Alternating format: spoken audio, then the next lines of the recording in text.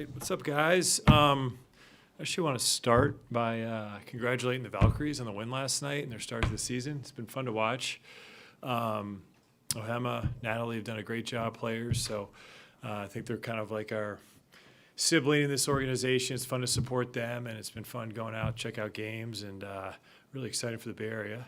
And anyway, we turn to the draft, our stuff right now. We're getting ready for that. And 41, I will say on that pick, there has been a multi-time MVP pick there. So anything can happen. But we're going through the stuff right now, looking at things, and come Thursday night, we'll be ready to select if that's where we're at. We'll obviously look at other options, trades, trade up, trade back, trade out. Anything's possible, but I feel pretty good with where we're at, getting to know the draft pretty well, and hopefully we can grab ourselves another good player and move forward and grow them, develop them, and add them to the program. But open up to questions for anybody that has them, and happy to discuss anything. At 41 or otherwise, if you trade up or down, how valuable would it be to add a player in the draft that can impact the team right away, given where you're at as a roster? Well, that'd be great, but I always say, it's really hard to do. We've been fortunate the last couple of years between QP and Trace, guys that have been able to come in and play right away a little bit. It's been great. I just never bank on that. I just think it's hard. You'd be lucky to draft a guy in the second round that can make it at all. So I think we have to be realistic about what it is. But sure, we're going to analyze this thing, look at it, and try and find the best player we can find that'll be able to contribute to this franchise, and that's the goal. How much does seeing what Oklahoma City and Indiana did in the finals, how young they were, fast-paced, does that impact at all how you're going to build the team going forward this summer? Well, I think you got to run your own race. And in our case, we've got 3 players in their 30s that are really good, and that's the hand we're playing. And it's certainly admirable to what the Pacers and the Thunder and some of these other teams have done in the league. But we've got our group. We're committed to that, and we got to build with it and around it, and that's kind of what we'll do. And then as time goes on, maybe that changes. But multiple different ways to build a team, and I think the way we're going about doing ours is what's right for us.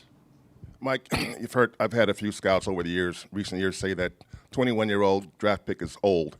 And I'm wondering, you guys have kind of gone the other way a little bit lately with guys like Trace and QP. What's your feeling on this draft in terms of the 18, 19-year-old guys versus the guys who've been around in college for a while and how they might fit with your team? Yeah, it's really interesting this year with the draft. Going through all the different players and looking at their pages, the amount of guys that are 22, 23, 24 is startling. Obviously, we have not been afraid to take older players, but I think with the NIL stuff, you're seeing more and more. You have more underclassmen have gone back to school, so there's less younger players, particularly in our range where we're picking.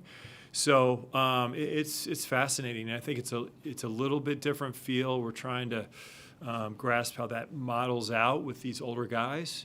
Now, we've had some success with them, but there's just so many of them this year. But it does lend itself to the older guys generally can play sooner than later.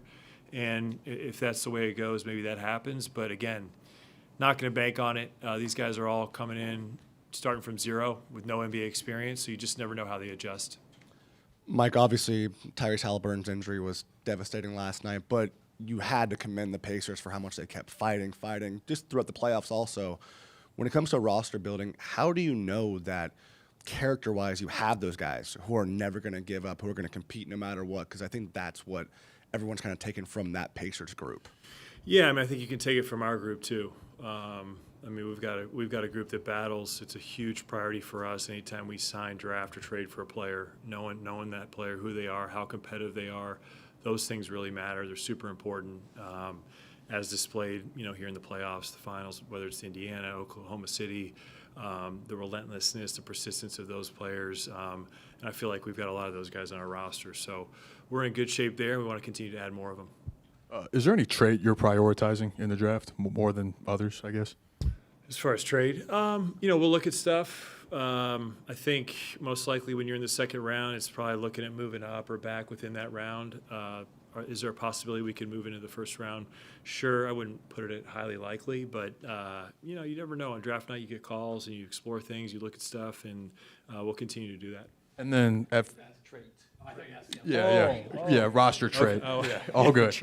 That works too, though. Generality. That's my comment on the trade. As far as trait, I think we look for multiple traits, both intangibles in terms of character and approach and all that, and then there's some, I think, skill traits we're looking for.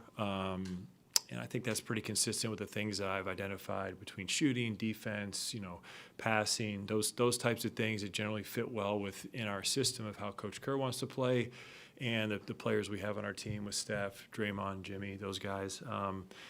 Those kind of traits are something that we look for. I think you also have to be mindful just in general when you're picking in the second round, the later you go, you're almost just trying to pick somebody that's going to make it. So you have to be a little careful about being too particular. But in general, those are the traits we like. And then just to follow, do you go best player available, or if there's an upside pick maybe at 41 that you might not expect to be there, how do you weigh those two things? Yeah, I think generally the later you go, it's just the higher probability of the guy making it. That's what we lean towards, and usually those guys have a nice rounded skill set. They have maybe a glaring deficiency with size or athleticism or one blatant thing they're missing, but they do a lot of other things really well, and maybe that's how you can kind of beat the system a little bit and get a guy in here that can survive. Speaking of trades, I know once the draft is over, or obviously we've seen action before. We've seen some action happening the last few days.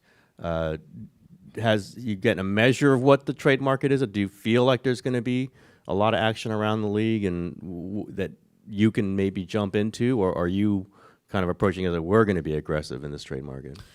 Yeah, I think there's a lot of different ways we can go. We've got some free agents that are priorities. We got to handle that, but some of that stuff may lean into trades and other things. Obviously we got wound up into a big deal last summer, multi-team trade, and so anytime you get into free agent stuff and you start looking at exceptions and cap space and all these things, it lends itself to it. We'll be opportunistic. I think with our cap and strategy group, those guys are really good. So we'll look at everything, and it's hard to say right now, though, honestly, as far as like what's out there, what could happen. But we'll definitely be in the mix. I think we've shown a history of doing that. And Mike, you guys have gone from participant to observer in the last 4 or 5 weeks of the playoffs. As you've watched these games play out, what have you taken about just watching the way the teams operate, the way the rosters are built, that might influence you going forward, or if anything? Yeah, I think it just is bearing out that, defense is still really important. And then the offensive end, to be able to have space on the floor to combat these defenses.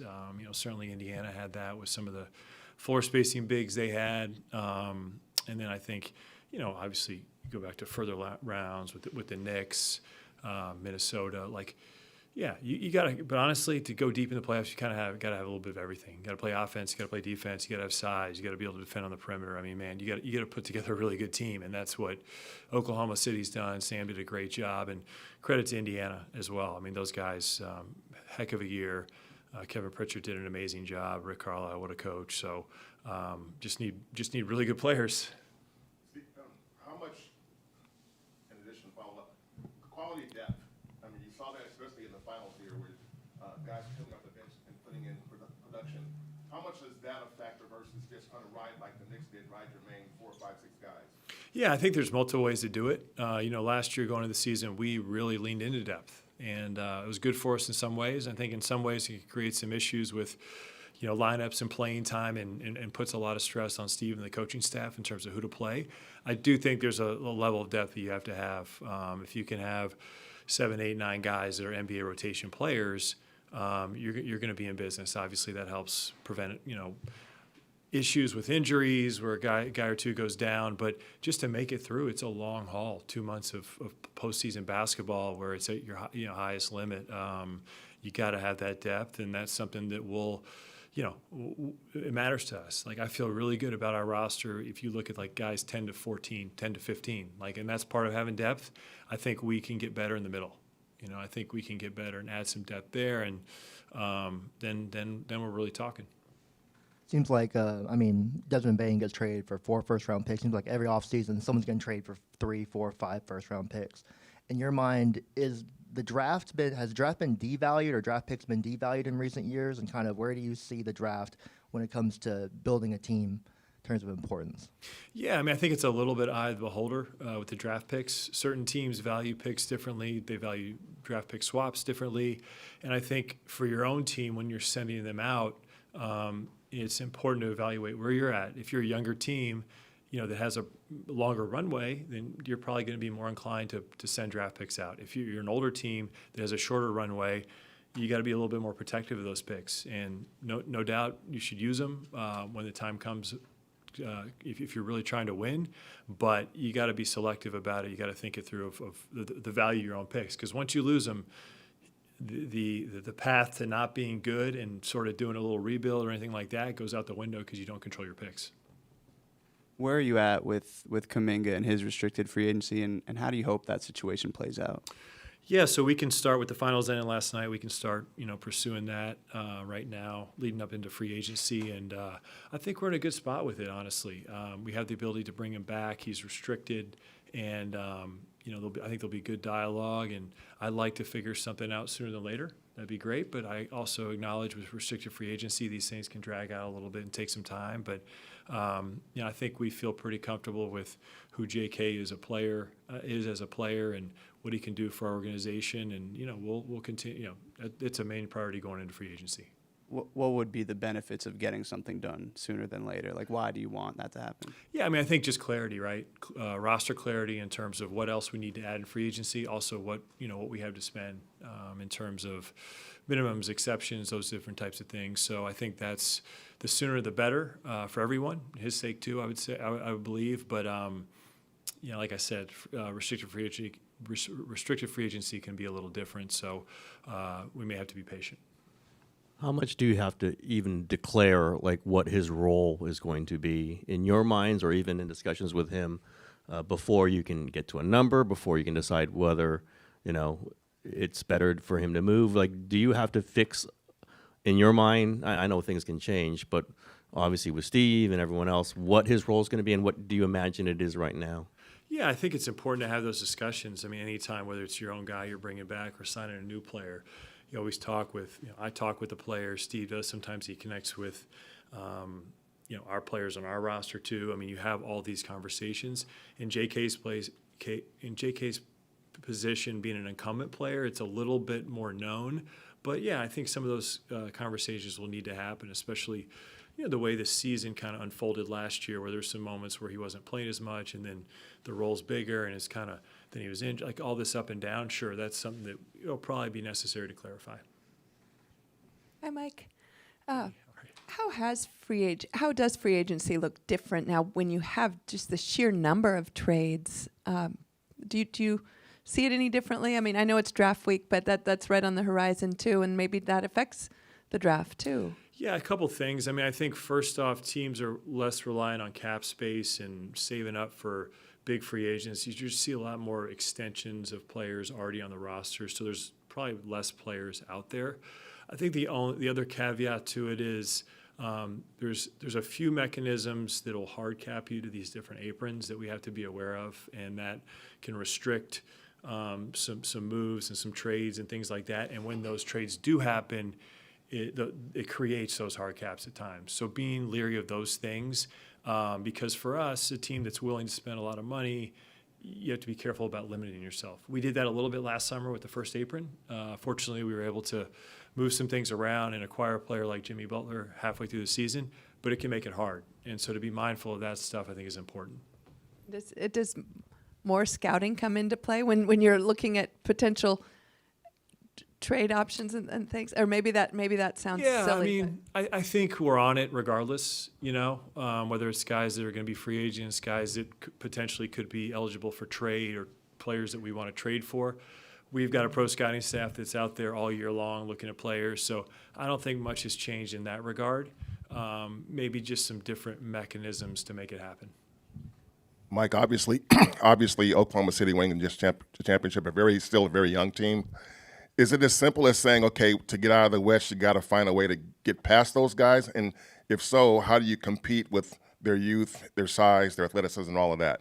Yeah, well, they'll be the defending champs next year going into the season, and they'll be the team that we got to knock off for sure. And the good news is, though, I mean, there's been an incredible amount of parity the last 6-7 years, multiple different champions, multiple different finalists. So I don't want to say it's wide open, but I don't think it's to the point where it was in 2016, 17 with this organization, where it's really, really hard to oust a team. So Oklahoma City is really good. They're gonna they play their cards right. They're gonna be really good for a long time, and health is a part of that and certain other things. But no doubt, the regular season they had this year was incredible, and obviously making the playoff run to win the championship this year, they're gonna be the team to beat.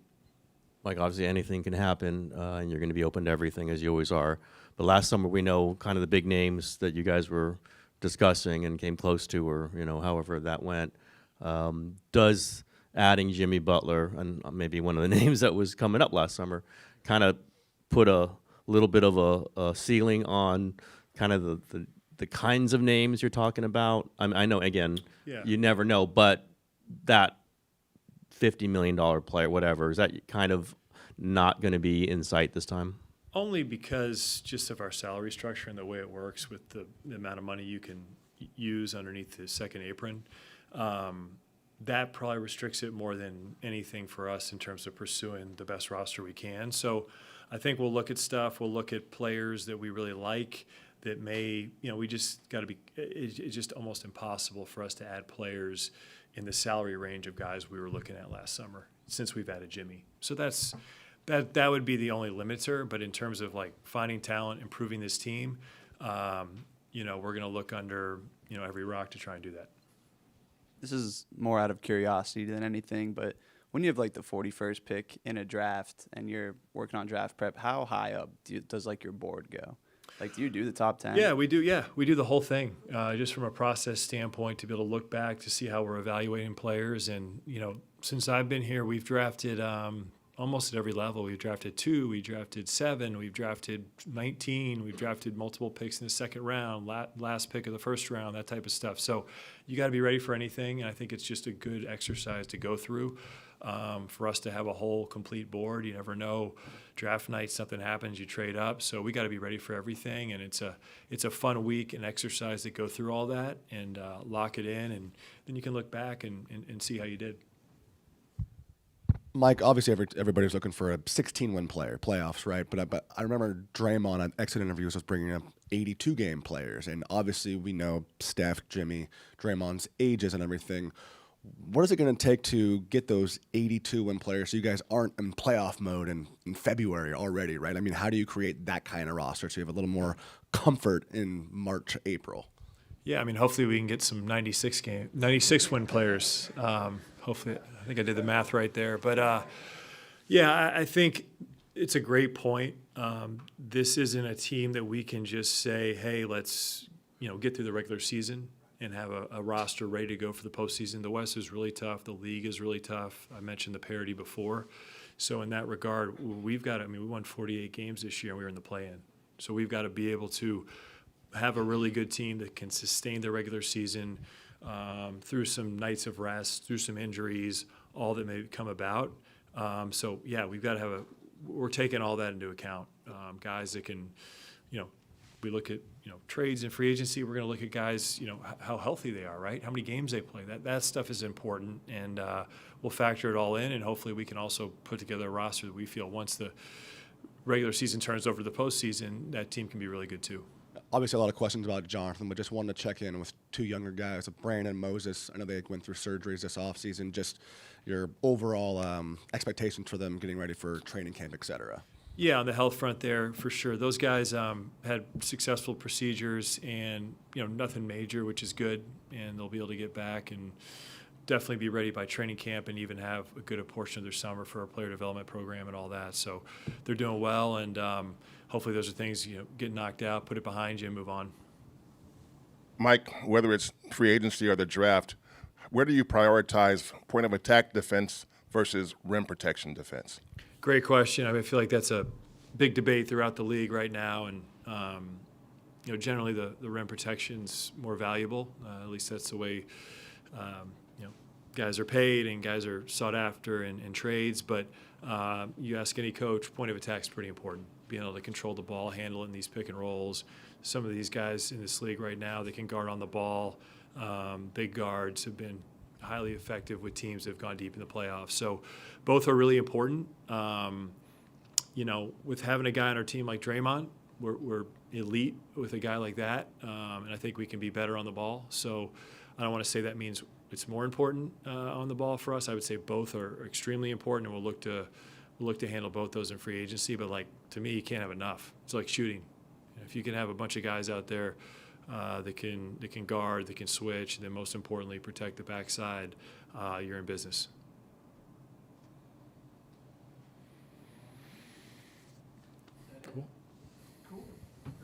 And Raymond, I gotta talk to these guys on Thursday night too. That's right.